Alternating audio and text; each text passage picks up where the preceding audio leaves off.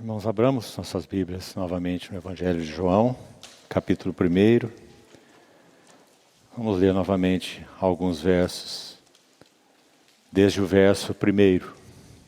João, capítulo 1.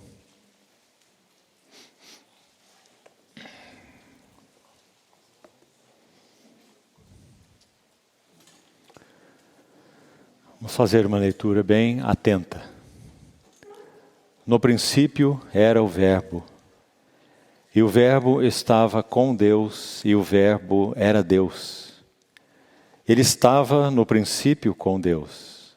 Todas as coisas foram feitas por intermédio dele, e sem ele nada do que foi feito se fez. A vida estava nele, e a vida era a luz dos homens. A luz resplandece nas trevas, e as trevas não prevaleceram contra ela. Houve um homem enviado por Deus, cujo nome era João. Este veio como testemunha, para que testificasse a respeito da luz, a fim de todos virem a crer por intermédio dele. Ele não era a luz, mas veio para que testificasse da luz, a saber, a verdadeira luz que, vinda ao mundo, ilumina a todo homem. Estava no mundo, o mundo foi feito por intermédio dele, mas o mundo não o conheceu. Veio para o que era seu, e os seus não o receberam. Mas a todos quantos o receberam, deu-lhes o poder de serem feitos filhos de Deus, a saber, aos que creem no seu nome, os quais não nasceram do sangue, nem da vontade da carne, nem da vontade do homem, mas de Deus. E o Verbo se fez carne e habitou entre nós, cheio de graça e de verdade, e vimos a sua glória, glória como do unigênito do Pai. João testemunha a respeito dele e exclama: Este é o de quem eu disse: O que vem depois de mim tem, contudo, a primazia, porquanto já existia antes de mim. Porque todos nós temos recebido da sua plenitude e graça sobre graça. Porque a lei foi dada por intermédio de Moisés. A graça e a verdade vieram por meio de Jesus Cristo. Ninguém jamais viu a Deus. O Deus unigênito, que está no seio do Pai, é quem o revelou. E vamos uma vez mais à Epístola de João, primeira Epístola de João, capítulo 1, e leiamos os 4 versos introdutórios.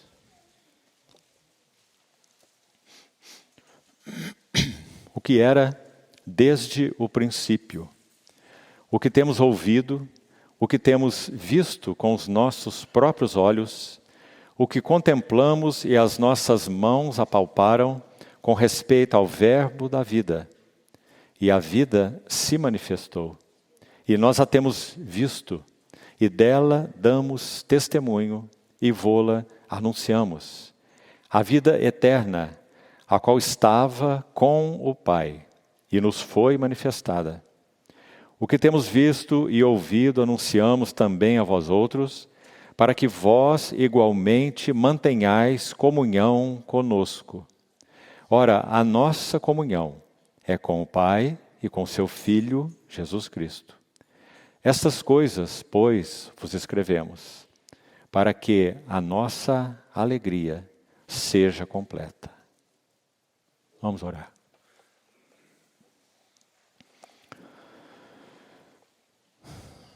Amado Pai Celestial, que privilégio temos de ter Sua palavra aberta diante de nós. Que privilégio temos de nos reunirmos debaixo do nome vitorioso, perfeito, do Teu Filho unigênito.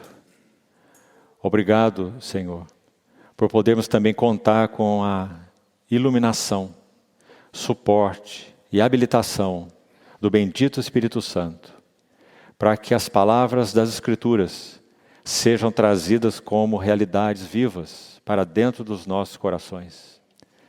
Por isso te pedimos, Senhor, tua bênção para essa noite de estudo e meditação na tua palavra.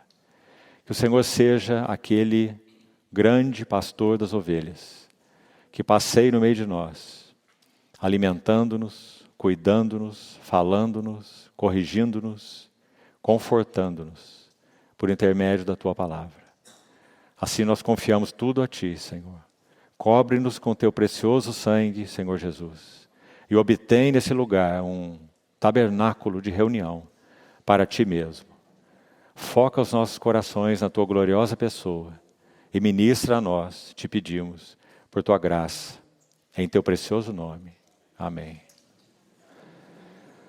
Queridos irmãos, nós dissemos na primeira sessão que tivemos sobre esse evangelho, que nós iríamos fazer uma introdução mais longa, uma panorâmica introdutória, e continuamos com ela.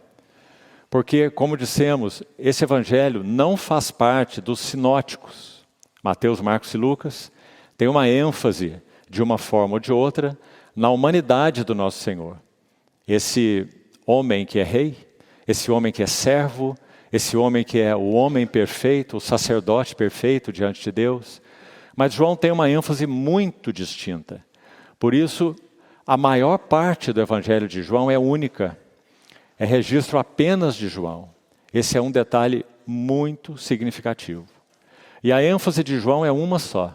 É que esse homem que é rei, esse homem que é servo, para retornarmos às ênfases dos sinóticos, esse homem que é o varão perfeito, sacerdote perfeito diante de Deus, a ênfase de Lucas, João vai tomar um contraponto e vai dizer que esse homem, em todas essas facetas, ele é mais do que um simples homem. Ele é o próprio Criador. Ele é aquele que é o resplendor da glória, conforme as palavras do autor de Hebreus. Ele é aquele que sustenta tudo pela palavra do seu poder. Ele é esse glorioso, unigênito Filho de Deus, singular, único, unigênito, que então, em um determinado tempo na história, ele faz uma entrada única. Meus amados irmãos, não é por menos que, é claro, nós estamos falando, digamos, do mundo ocidental, que teve uma influência mais direta e, podemos até dizer, plena do cristianismo, que esse calendário do mundo ocidental é dividido em antes de Cristo e depois de Cristo. Por quê? Porque esse Deus-homem é amplamente reconhecido. E aqui nós não estamos dizendo crido. Crido não, infelizmente. Mas ele é amplamente reconhecido como o homem divisor da história. Nós não temos uma história aqui no Ocidente antes ou depois de ninguém que não seja Cristo, não é? Antes de Cristo, depois de Cristo. Assim é o nosso calendário. Mas muitas figuras importantes, em todos os sentidos, seja na moral, seja nos seus ensinos, não é? Seja até na sua vida mística, digamos assim, aconteceram nesses anos todos. Mas há um reconhecimento histórico. E isso, irmão, tem um valor extremamente significativo. Esse homem, que é o Deus homem, ele divide a história do mundo em dois. E não apenas a história do mundo. Ele divide a história do universo em dois. Por isso que quando este Deus homem, o glorioso Filho de Deus, que nós podemos chamar de o nosso Redentor, o nosso Salvador pessoal. Como já dissemos tantas vezes, quando ele rasgar os céus, uma vez mais, agora, não como aquele que veio como grão de trigo para morrer. Louvado seja o Senhor, isso já aconteceu. Mas agora ele vem como o glorioso Filho de Deus, suas vestes, claro que metaforicamente, né? Essa é uma linguagem figurada, metafórica.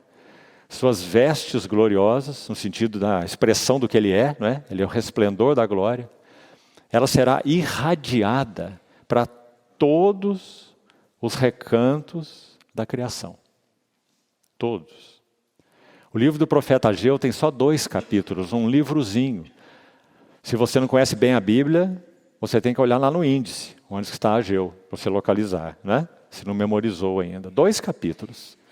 O livro de Ageu termina, capítulo 2, então, os últimos versículos, dizendo exatamente o que eu estou afirmando aqui.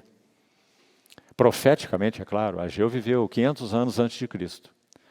E ele foi um profeta, usado nos tempos da restauração do testemunho de Deus em Jerusalém. Então, Ageu, vai dizer que esse Senhor, figurado ali na pessoa de Zorobabel, ele seria feito, a expressão de Ageu é um anel de selar. Um anel de selar. Confira posteriormente os últimos versículos de Ageu.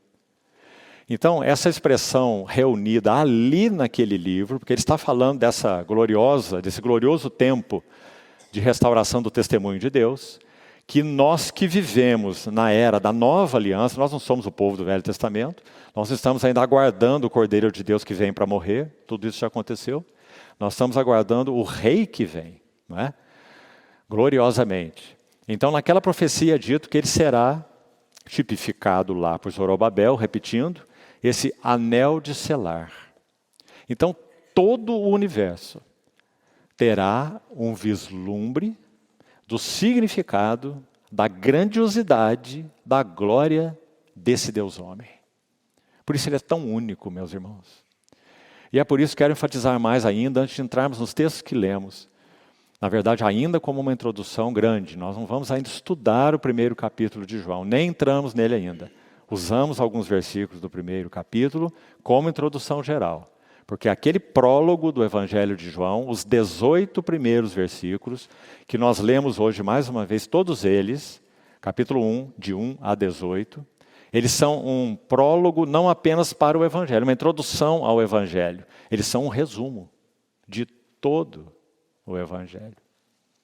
Por isso eles são tão importantes e por isso estamos lendo aí várias partes desses 18 versículos. Então não é apenas uma introdução, é um resumo de todo o Evangelho, aqueles 18 versículos.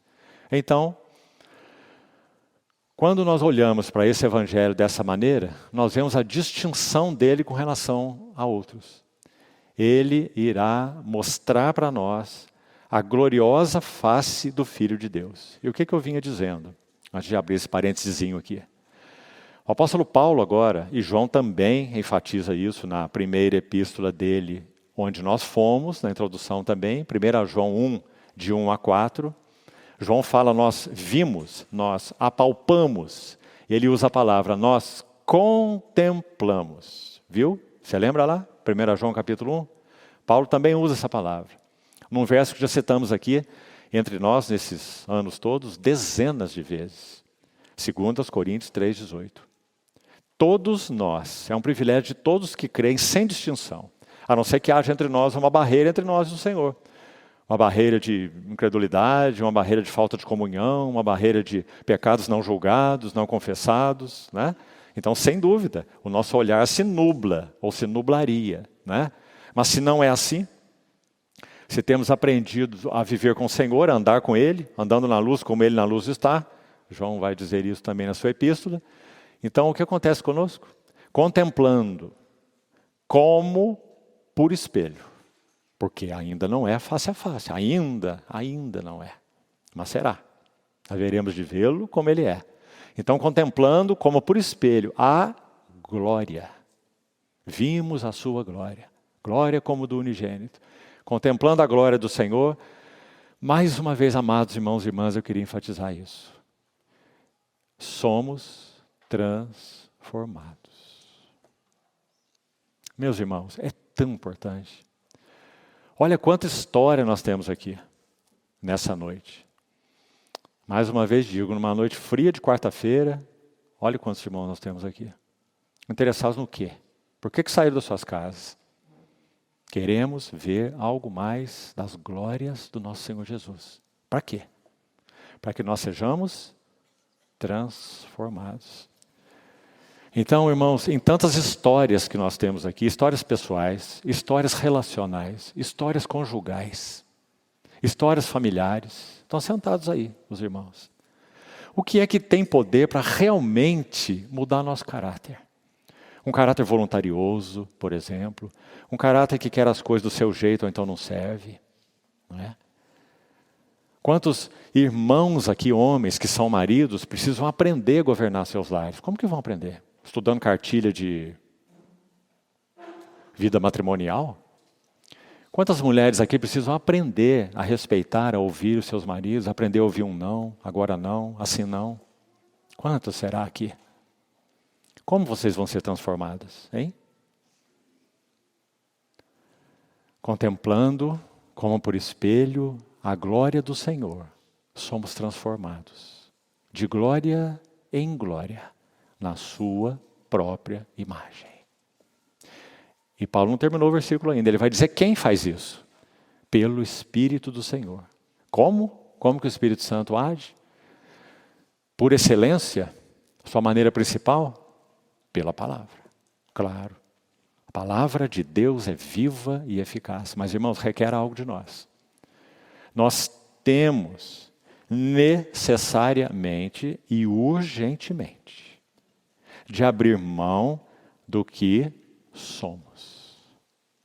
Quero, gosto, penso, acho, etc. Se nós não fizermos assim, não tem jeito. Porque o glorioso Filho de Deus e o Espírito Santo, Consolador, Exortador, maravilhoso, nenhum dos dois, nenhum dos três, na verdade, né? O nosso amado Pai Celestial, seu Filho glorioso, vencedor, triunfante na cruz, que derramou o Espírito Santo, né? O Deus Trino, todo-poderoso, todo-onisciente, todo-sábio, não viola as nossas vontades. Ele quer que nós as entreguemos voluntariamente a Ele, dizendo: Senhor, muda-me, transforma-me de dentro para fora. Caráter, conduta vem depois. Então, meus irmãos, pela segunda vez, já que minha participação nessa introdução é a segunda, né? Nós tivemos uma só anterior, depois nosso irmão Amaury partilhou na reunião passada. Então eu queria reforçar isso mais uma vez. Estamos iniciando o estudo do Evangelho de João. Mais que estudo, meditação, como sempre falamos, e nós temos uma carga no nosso coração. É que a cada meditação, o nosso Senhor encontre, pelo Espírito Santo, mais portas abertas dentro da nossa vida interior, dos nossos corações. Temos que abrir. Eis que eu estou à porta e bato, disse o Senhor. Ele não diz: eu estou na porta e tenho todas as chaves. Eu estou na porta e arrombo. Não. Eu estou à porta e bato. Se alguém ouvir a minha voz e quiser abrir a porta, eu entrarei. E cearei com ele e ele comigo. Sempre será assim. Então não vamos imputar nada a ninguém. Nós só podemos imputar as coisas a nós.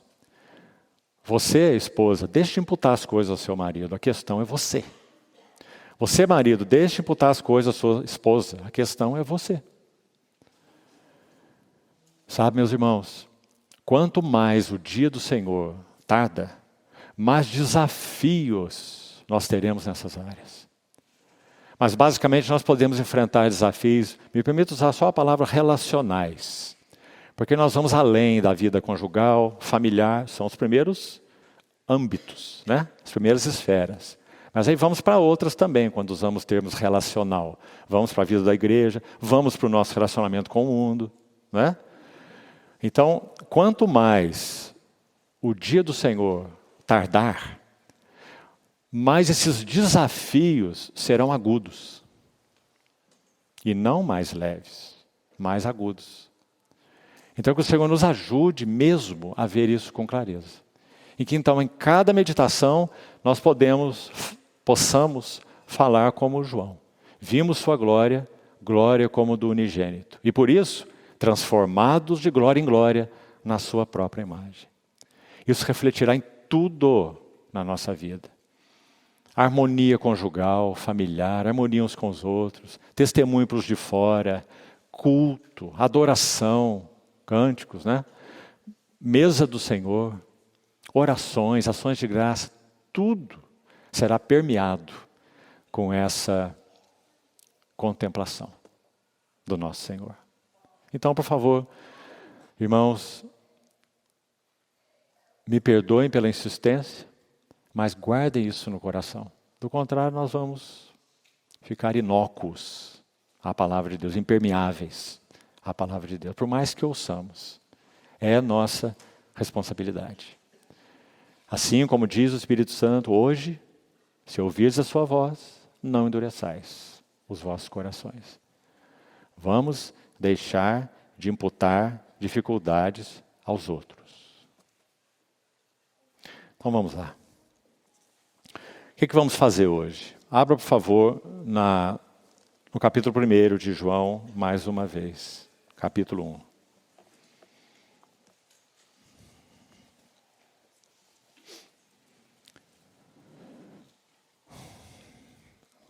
Na primeira sessão já fiz vários destaques para os irmãos gerais. Gostaria de seguir ainda com alguns destaques importantes, como uma introdução panorâmica ainda.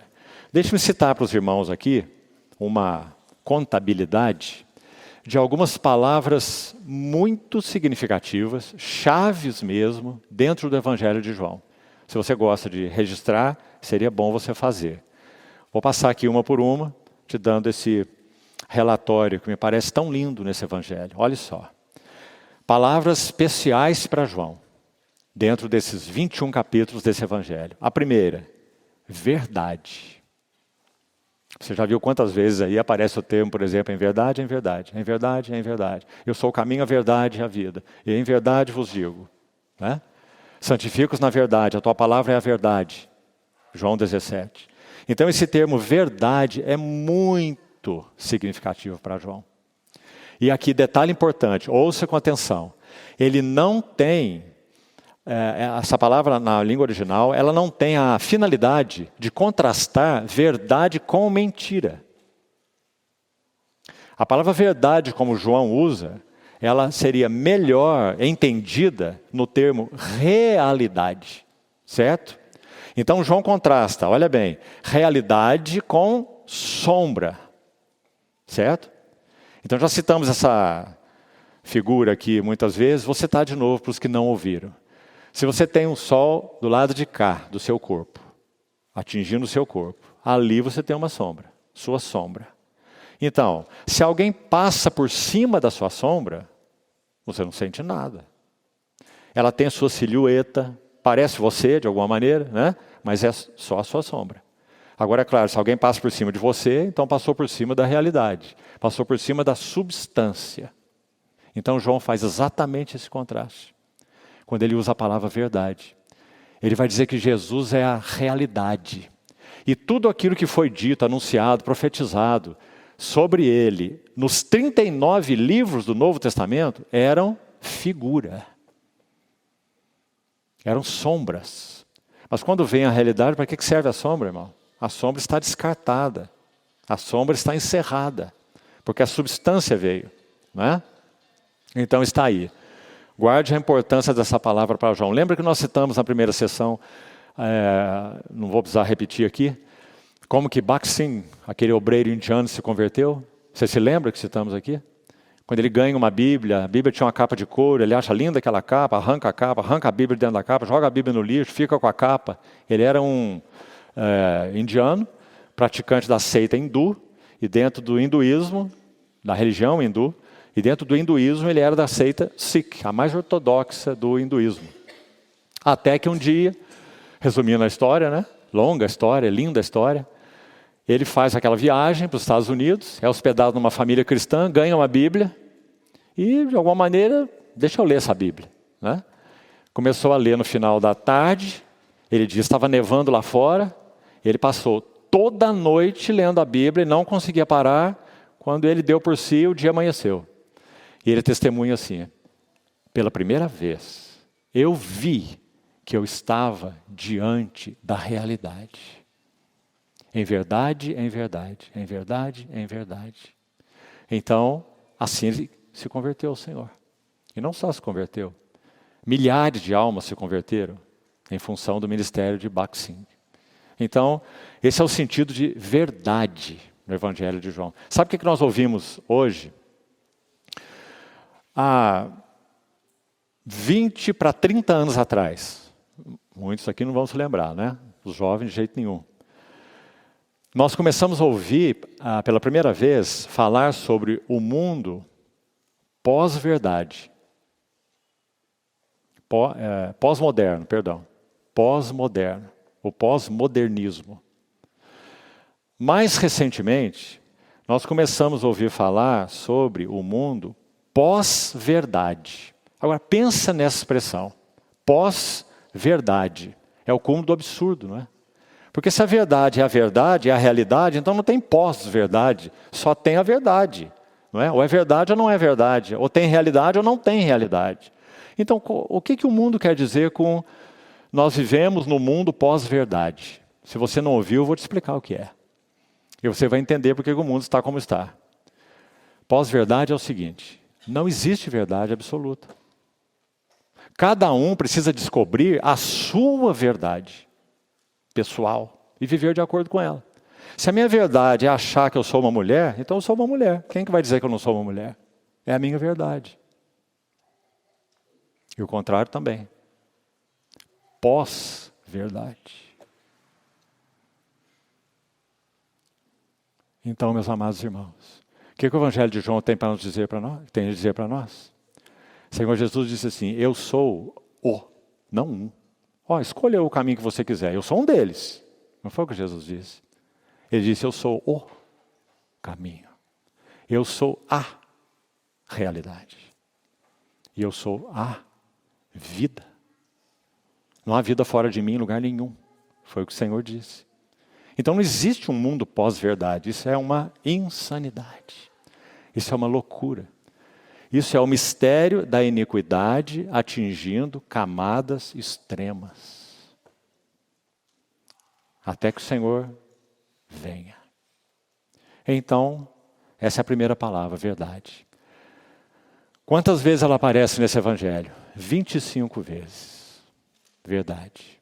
A segunda, luz. É tão importante que as duas que citei já estão aí, no prólogo, nos primeiros 18 versos, não é?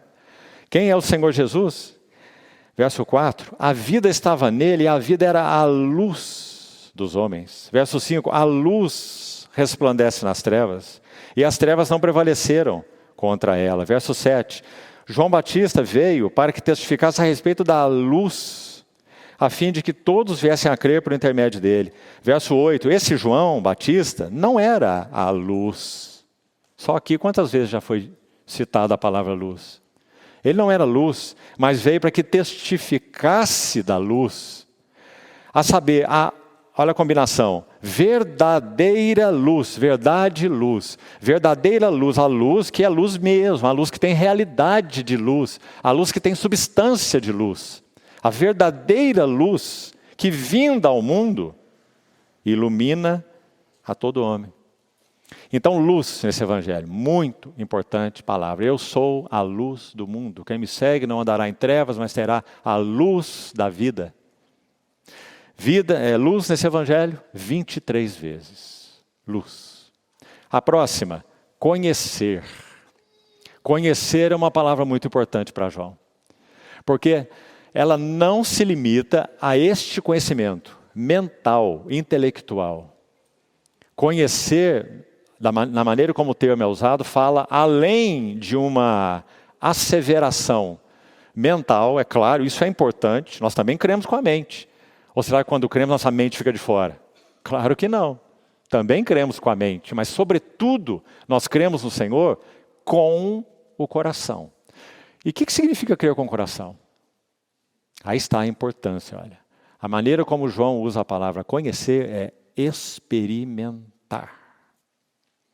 Nós não fomos convencidos intelectualmente que Jesus é o Salvador do mundo.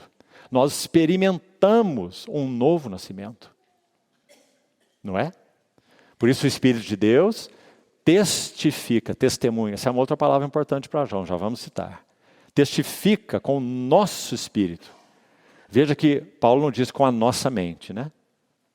Então ela está incluída, mas ela não é o foco central e nem é o início de tudo. Espírito de Deus testemunha com o nosso espírito que nós somos filhos de Deus. Então, conhecer. Quantas vezes João usa essa palavra no Evangelho? 55 vezes. Conhecer, conhecer, conhecer, conhecer. Experimentar, gozar, viver com esse que é a verdadeira luz, a vida, a verdade. Próxima palavra, já citei aqui, testemunho. Ela é muito cara para João. Na epístola dele ele usa também várias vezes. Ele vai dizer, o testemunho de Deus é esse. O testemunho de Deus é aquele que ele dá acerca do seu filho. Seu filho é o seu testemunho. Quem recebe o seu filho, quem aceita o testemunho de Deus, recebe o seu filho. Porque o testemunho que Deus dá para todas as gerações, em todo o tempo, é um só. Seu testemunho, testemunho de Deus, do Deus eterno, é o seu filho. Por isso quem recebe o seu filho tem em si o testemunho.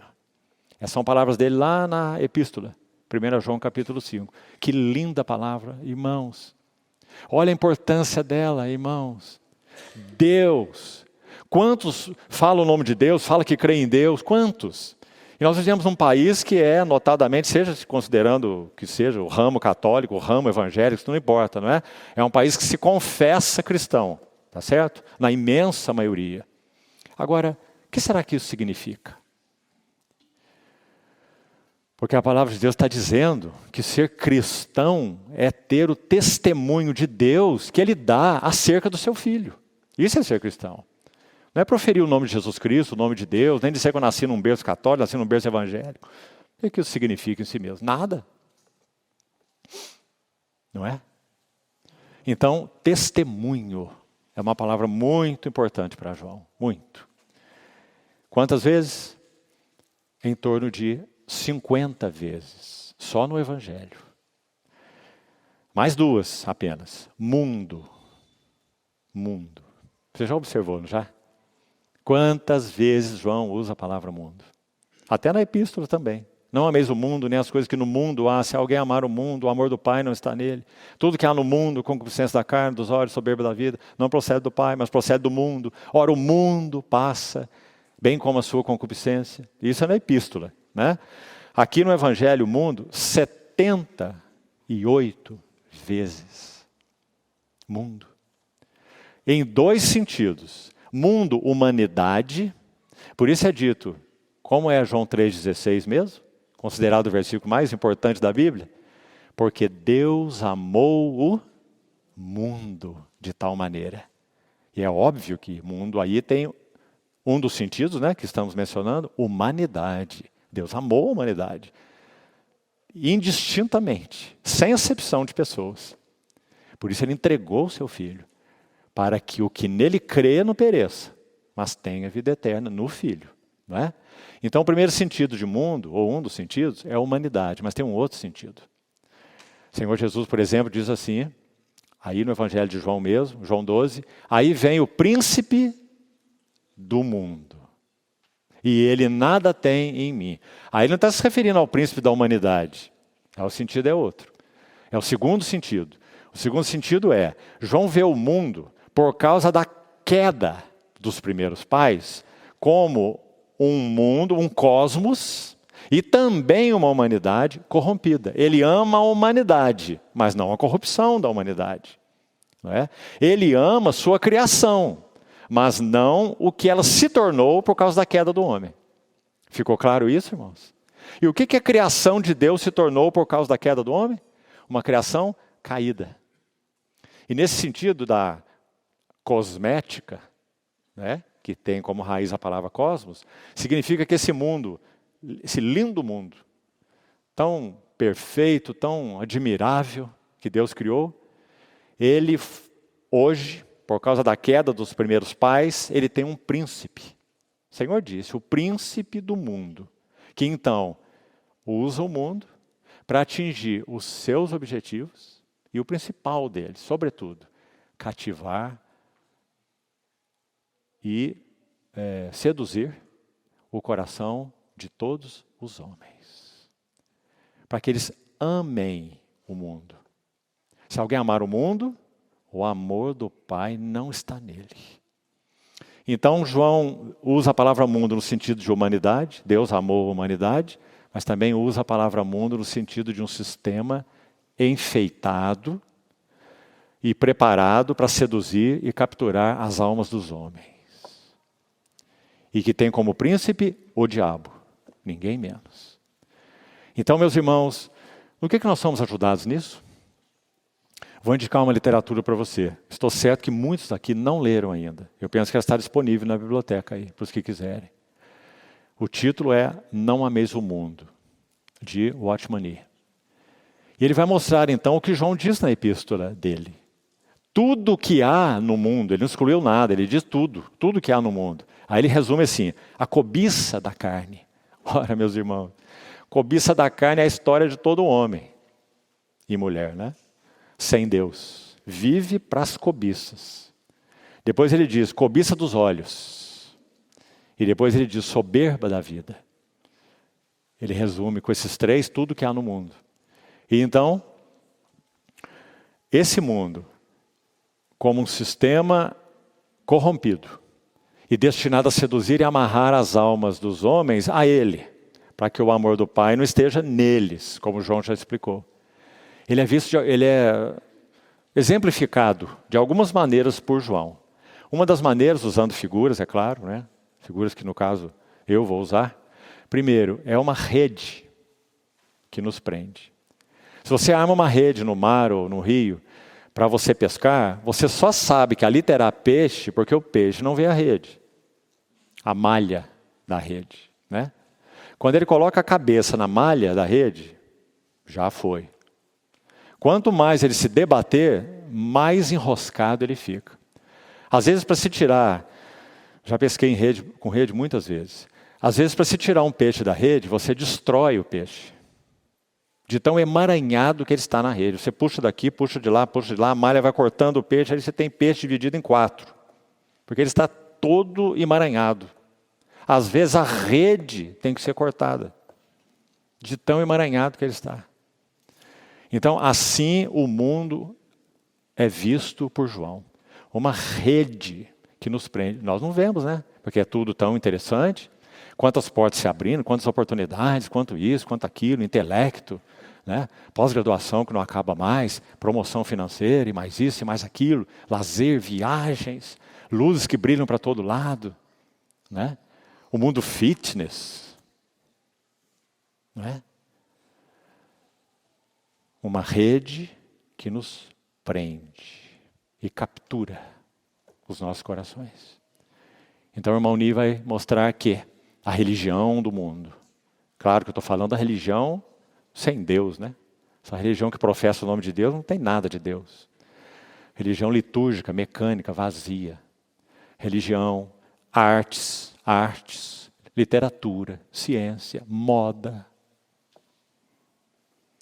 Tudo isso faz parte da rede que tem como cabeça o príncipe do mundo, para prender os nossos corações. Então, por isso a abordagem de João sobre mundo é muito importante.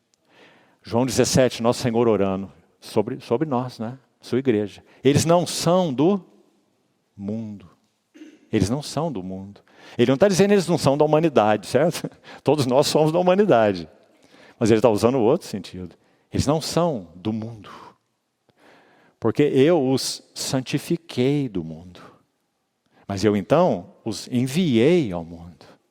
Para que eles dessem testemunho ao mundo. Dessa verdadeira luz que vindo ao mundo, ilumina todo homem. Então ele vai dizer, Pai, santifica-os na verdade. Tua palavra é a verdade. Eu os enviei ao mundo. Que lindo, meus irmãos. Então olha a importância dessa palavra. Quantas vezes, já citei, não é?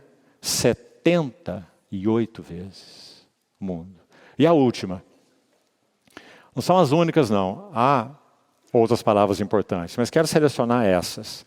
A última é a palavra crer. A menção delas ultrapassa todas as outras em número. Ela aparece pelo menos 98 vezes no Evangelho de João.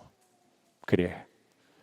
Não preciso dizer qual foi o objetivo que João escreveu esse Evangelho, né? Aliás, se você for lá no final desse Evangelho, vamos fazer isso, por favor? Abra lá em João 20 para você ver. João 20, versos 30 e 31. Eles são uma declaração do objetivo de João, o que estava no coração dele, qual era a carga dele ao escrever esse Evangelho inspirado pelo Espírito Santo. João 20, verso 30.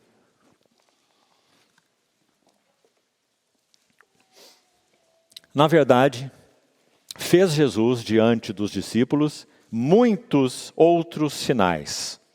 Quando estudarmos esse Evangelho, nós vamos ver cada sinal que nosso Senhor Jesus fez e o que cada um deles significa.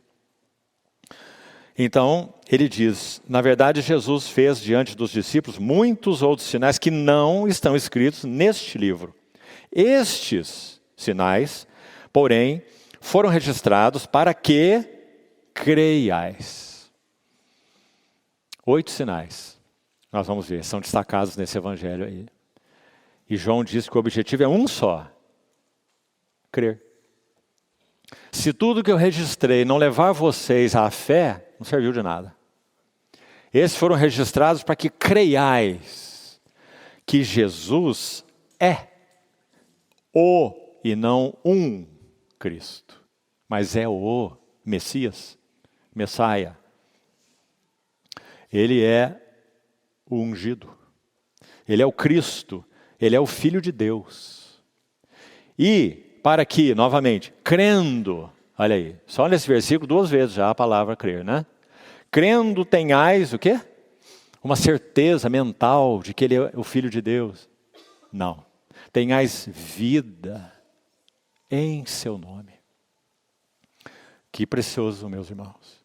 Então, a palavra crer, pelo menos 98 vezes nesse Evangelho. Terminamos então com essa parte aqui. Abram, por favor, agora no capítulo 10 de João. Vamos para um segundo destaque, além dessas palavras que já citamos aí. João capítulo 10, verso 30.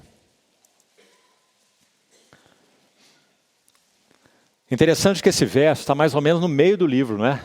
Se João tem 21 capítulos, nós estamos no capítulo 10. Lá no meio do capítulo, verso 30, nós estamos basicamente no meio do livro. E olha que interessante, no meio do livro, você encontrar esse versículo aí. Olha, nosso Senhor Jesus falando, né? E o Pai, nós dois, eu e o Pai, nós somos um. Que declaração maravilhosa e única, né? Qual homem poderia dizer isso?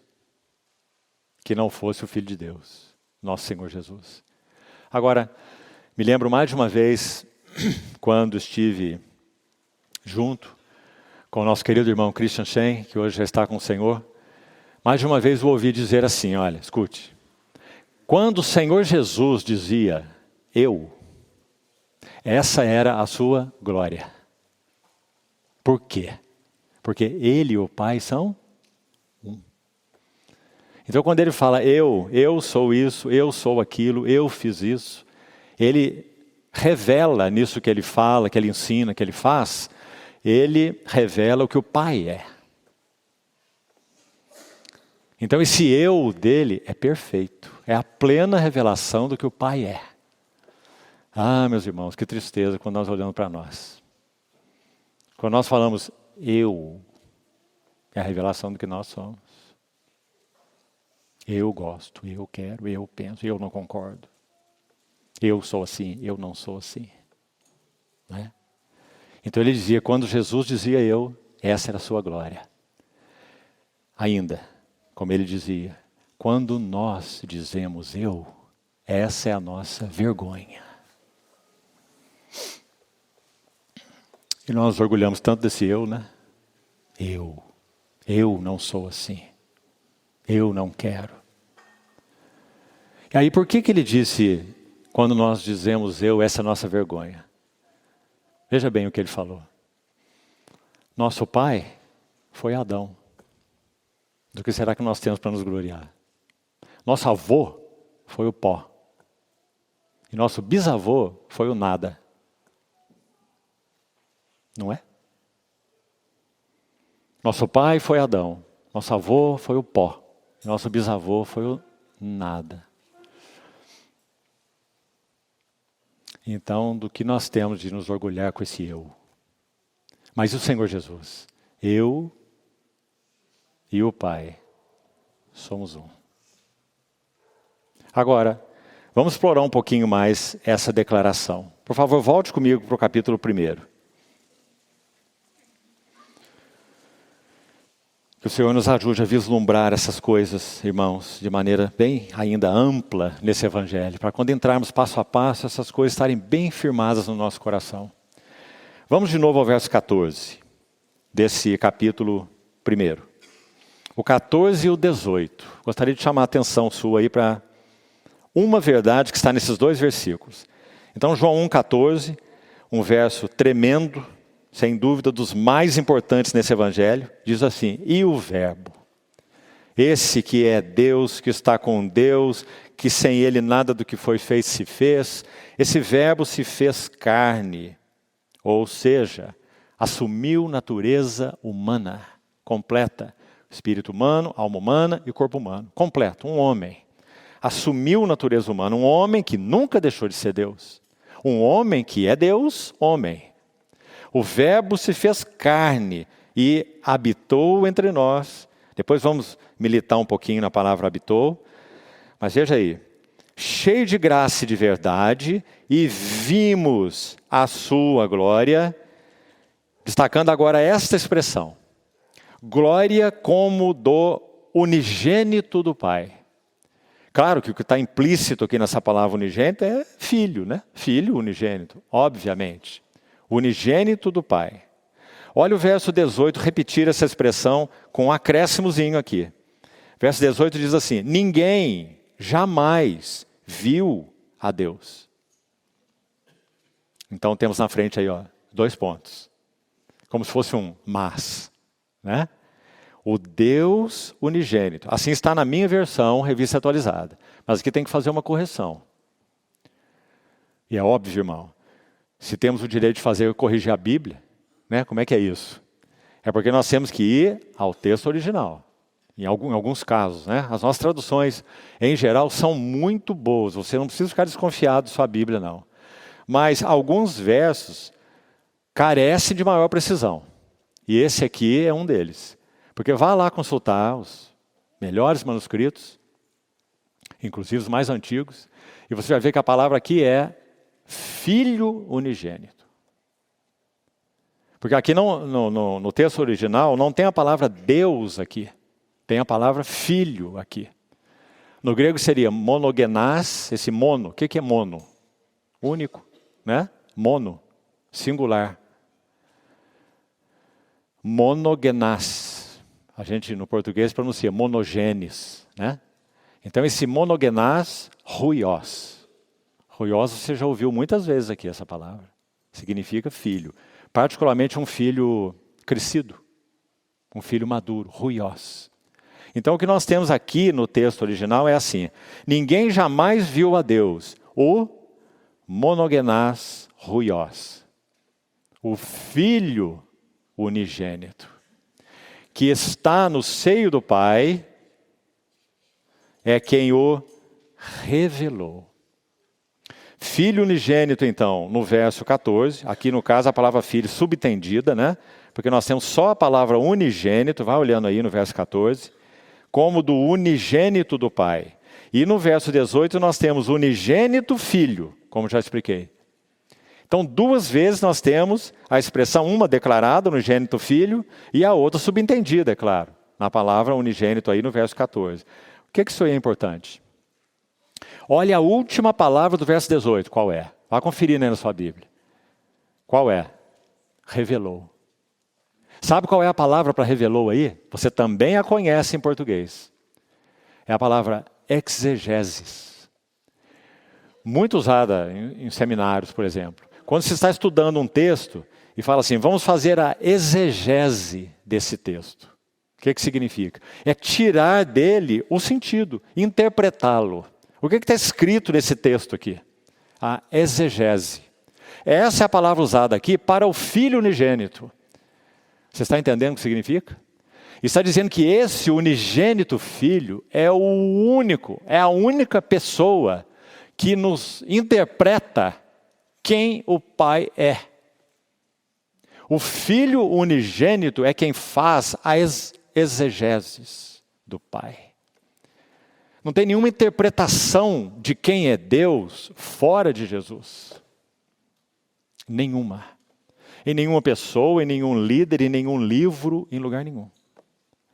Porque ele é o Filho, aí a importância da palavra monogenás. Ele é o Filho unigênito.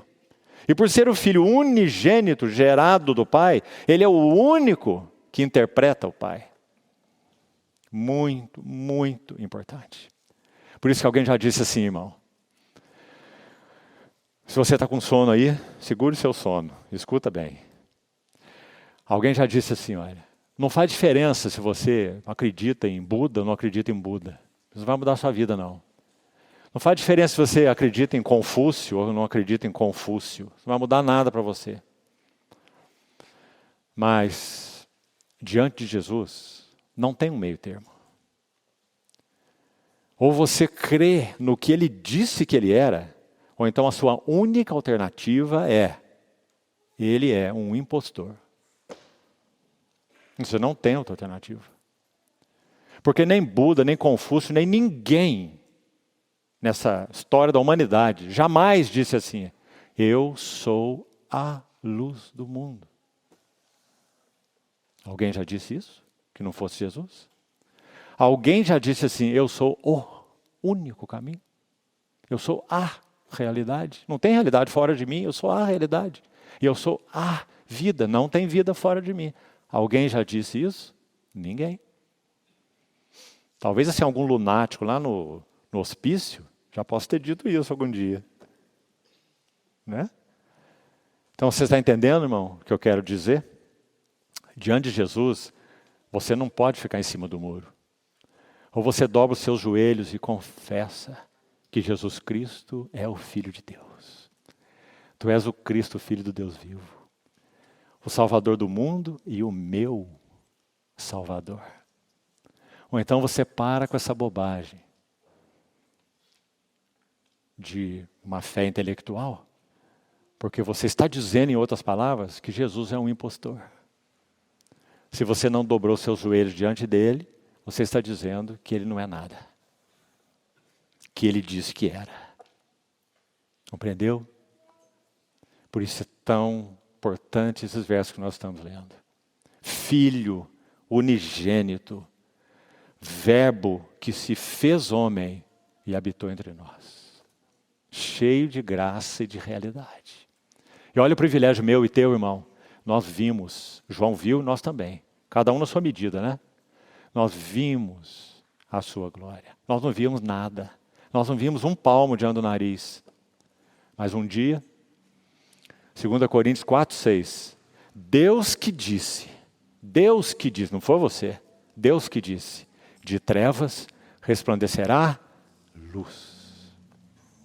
E Ele mesmo resplandeceu nos nossos corações, para a iluminação do conhecimento da glória de Deus na face de Jesus Cristo. Não é maravilhoso?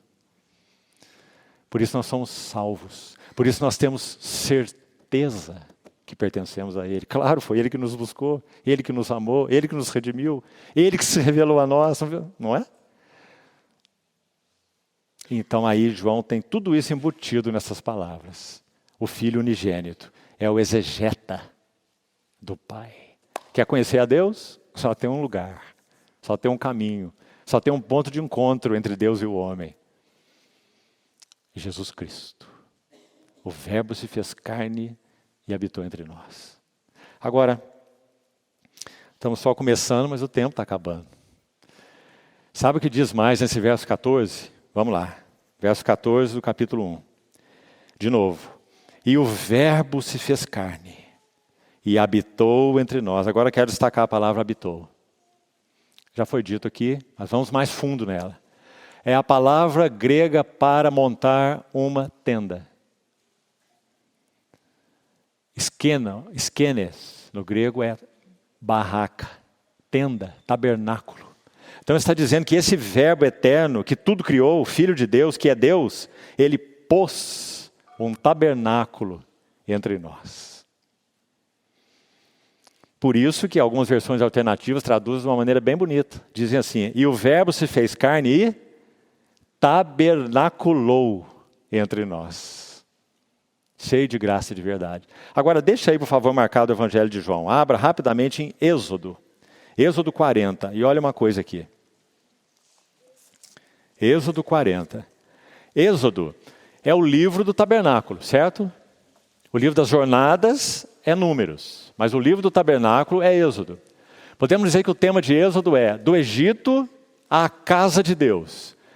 O livro de Êxodo começa no Egito e o livro do Êxodo termina na casa de Deus, no tabernáculo erigido e consagrado ao Senhor. Do Egito até a casa de Deus. 40 capítulos, um livro tremendo. E olha como que ele termina. Êxodo 40, 34. Acompanha aí, por favor. Então, a nuvem... Você quer ver sobre o que está falando? Só para você ver um subtítulo aí. Se for o caso, volte uma página aí, desse capítulo 40, verso 16. Talvez você tenha um negrito aí, escrito assim, ó, o tabernáculo é erguido, o tabernáculo é levantado. Não é isso? Então é isso aí.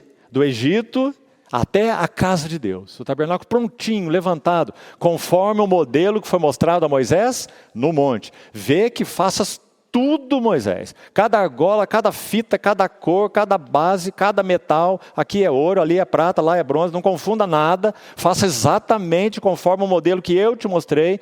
Porque se você não fizer exatamente como o modelo, eu não vou colocar o meu selo sobre isso. Vai ser o teu tabernáculo, não vai ser o meu.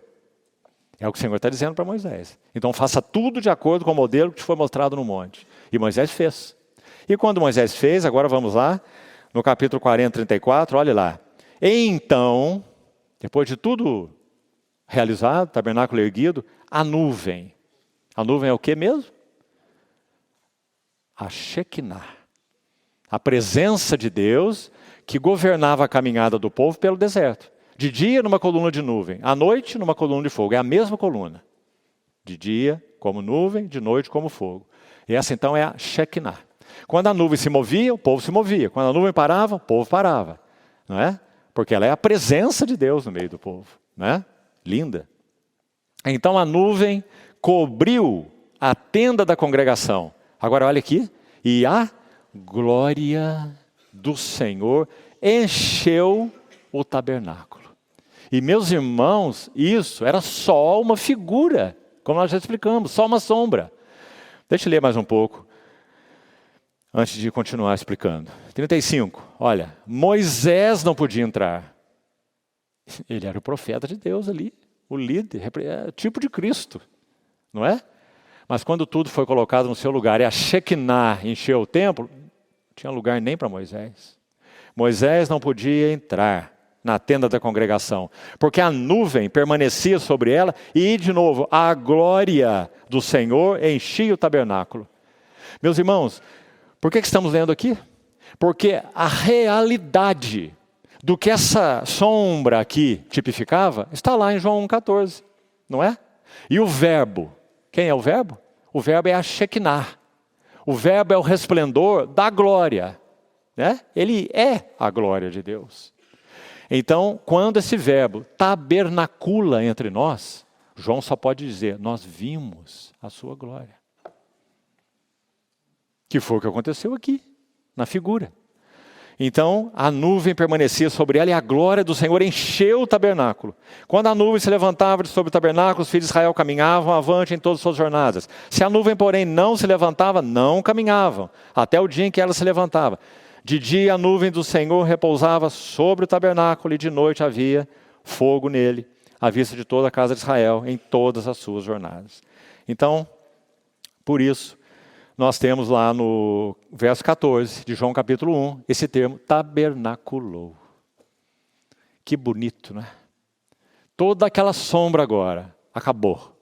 Agora o verbo, a palavra, o Logos eterno, o Filho de Deus, ele pôs o seu tabernáculo no meio de nós. Qual a diferença entre um e outro? Vamos pensar naquele lá. Nem Moisés podia entrar. Mas agora nesse aqui, todos se aproximavam dele. Não é? E ele então, digamos, acolhia a todos. E então a glória de Deus era revelada aqui e ali para um, para outro, para outro, para outro. Não é?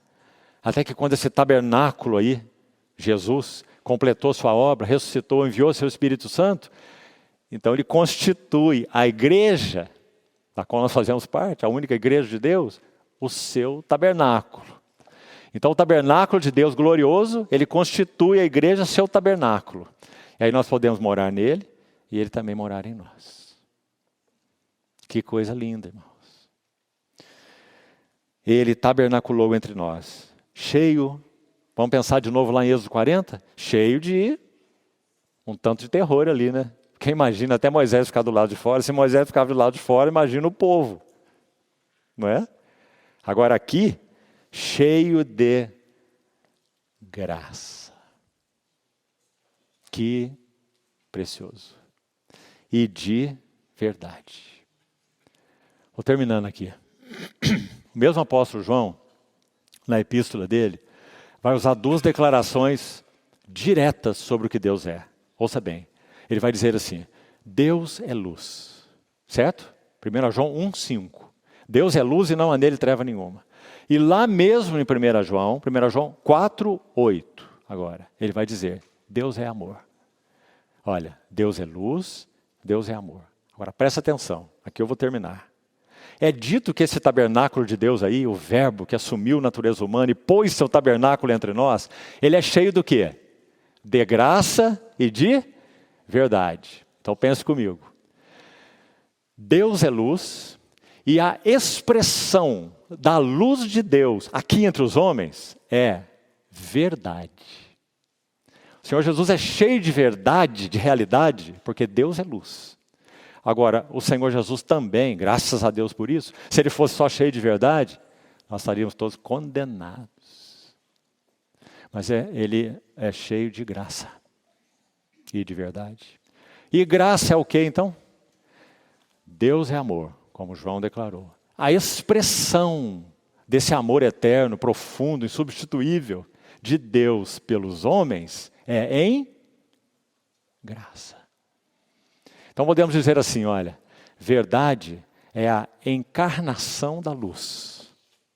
E graça é a encarnação do amor. Por isso o Senhor Jesus é cheio de graça e de verdade.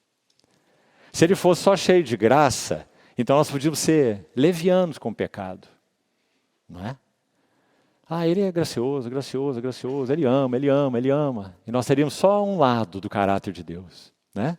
Mas se nós enfatizássemos só a verdade, nós estaríamos perdidos, condenados o tempo todo. Então o Senhor Jesus é cheio de verdade. Ele sempre vai falar a verdade conosco, irmãos. Sempre. Quanta implicação tem isso, não é? Ele sempre vai falar a verdade do que eu e você somos como maridos, como pais, como esposos, como mães, como irmãos. Cheio de verdade, mas também cheio de graça. E olha a combinação dessas duas palavras, qual que é o resultado na visão de João. Cheio de graça e de verdade. E nós vimos sua glória. Oh, irmãos, que coisa linda. Porque ele, nele mesmo, ele é o resplendor da glória. Mas dessa glória, irmãos, pobre de nós. Como que nós iríamos tocar nela? Como que nós iríamos aproximar? Como que nós iríamos conhecer? Nós seríamos fulminados. Deus é luz e não há nele treva nenhuma. E nós, no nosso estado original, o que nós éramos? O contrário disso. Nós éramos trevas e não havia em nós luz nenhuma. Mas o que aconteceu? Nós fomos conquistados, salvos, amados, não de baixo para cima. Vida cristã não é esoterismo, não é espiritualização. como todas as 6 religiões pregam, todas. Você pode ir desde uma obra aí qualquer, maçonaria, até uma grande religião como os hindus, que já citei, por exemplo, os budistas, todos falam de uma salvação que é de baixo para cima. Você precisa conhecer, e você vai sendo iluminado de grau em grau, graus em graus, graus em graus. Não é assim? Não é? Por isso são chamadas de religiões ou seitas herméticas, ou seja, fechadas. Você faz lá o batismo de iniciação e vai entrando nas primeiras verdades, depois você vai se aprofundando aí no mundo espiritual, como eles falam. Que isso, na verdade, tem outro nome na Bíblia. Isso chama de espíritos enganadores e ensinos de demônios. E que vão pregando uma salvação de baixo para cima. Mas qual é a verdadeira e única salvação do homem? Qual é? O Verbo, o resplendor da glória, o Filho de Deus, se fez carne. E habitou entre nós, cheio de graça e de realidade. Nós somos salvos, fomos salvos e somos salvos de cima para baixo. Porque Ele veio. A alegria de João Batista, irmãos, vamos ver isso quando estudarmos o capítulo 1. O gozo de João Batista. Quando ele pode estender o seu dedo, quando milhares de cordeiros tinham sido imolados no Velho Testamento, todos figuras, animal, sangue de animal, bode, touro, figuras. Agora João vai dizer, acabou as figuras. Eis o Cordeiro de Deus, que tira, não cobre, encobre, tira o pecado do mundo. Quem nele crê, não é julgado. O que não crê, já está julgado.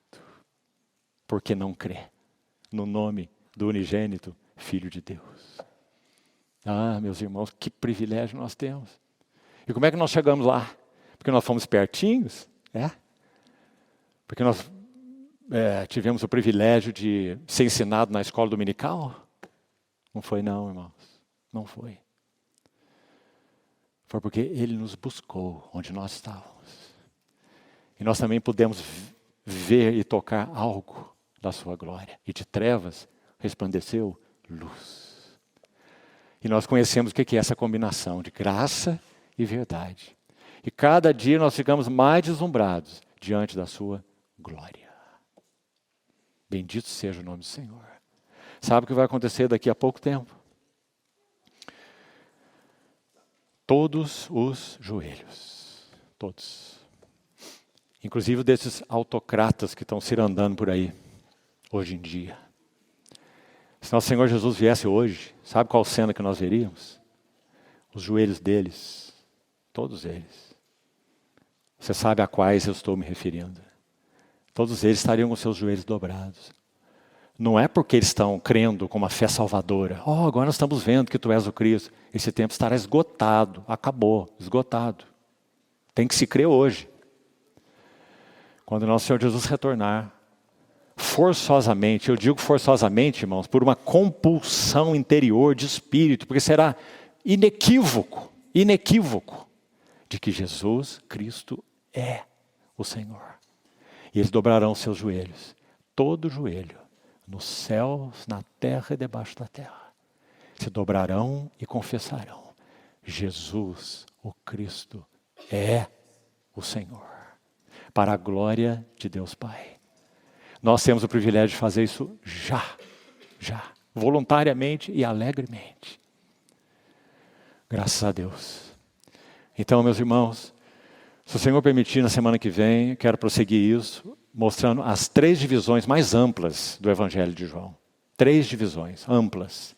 A primeira tem ênfase na vida, a segunda tem ênfase na luz e a terceira tem ênfase no amor. Vida, luz e amor. 3 grandes sessões. Vamos ver um pouquinho sobre elas, ainda com finalidade panorâmica. Até quando o Senhor nos guiar assim, penso que algumas só reuniões mais, aí vamos entrar mesmo no primeiro capítulo de João. E não sei quando nós vamos sair, porque são 51 versículos.